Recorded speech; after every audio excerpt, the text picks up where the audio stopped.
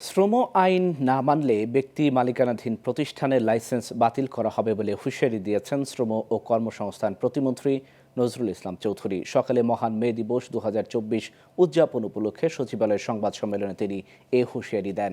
এ সময় সংসদের বাজেট অধিবেশনে সংশোধিত শ্রম আইন পাশ হবে বলে আশা প্রকাশ করেন তিনি। বিস্তারিত জানাচ্ছেন তরুণ বেগী।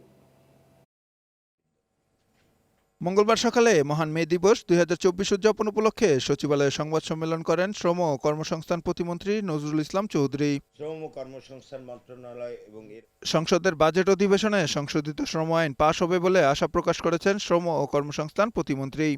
আমাদের এখানে আগ্রহের কোনো কমতি নেই, খুব দ্রুতই হয়ে যাবে, এটা খুব দ্রুত হয়ে যাবে। আমি আশা করছি যে নেক্সট পার্লামেন্ট সেশনে ইনশাল্লাহ এটা হয়ে যাবে। তিনি বলেন, শ্রম আইন না মানলে ব্যক্তি মালিকানাধীন প্রতিষ্ঠানের লাইসেন্স বাতিল করা হবে।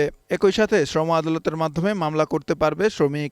আইন না মানলে আমাদের লেবার ল আছে, কোর্ট আছে, লেবার কোর্ট আছে, সেখানে তারা মামলা দায়ের করতে পারে।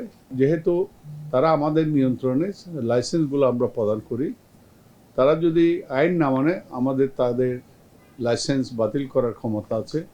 দেশের সমখাতে এমন পরিস্থিতি দাঁড়িয়েছে, তাতে শ্রমিক মালিক সরকার সবার স্বার্থই রক্ষা পাচ্ছে দাবি করে প্রতিমন্ত্রী জানান, স্বার্থ সংশ্লিষ্ট কোনো অসঙ্গতি থাকলে প্রয়োজনীয় ব্যবস্থা নেওয়া হবে।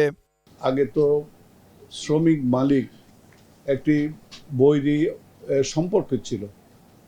আমরা এখানে এই কনফারেন্স রুমে বসে সৌহার্দ্যপূর্ণ পরিবেশে আলাপ আলোচনার মাধ্যমে তাদের সমস্যাগুলো এখানে টেবিলে সমাধান করেছি।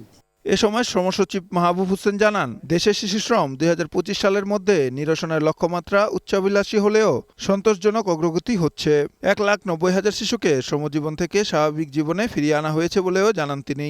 1,90,000 শিশুকে ওই শ্রম থেকে বিযুক্ত করে তাদেরকে নরমাল জীবনে ফিরিয়ে আনা হয়েছে। তরুণ বেগী, গ্লোবাল টেলিভিশন, ঢাকা।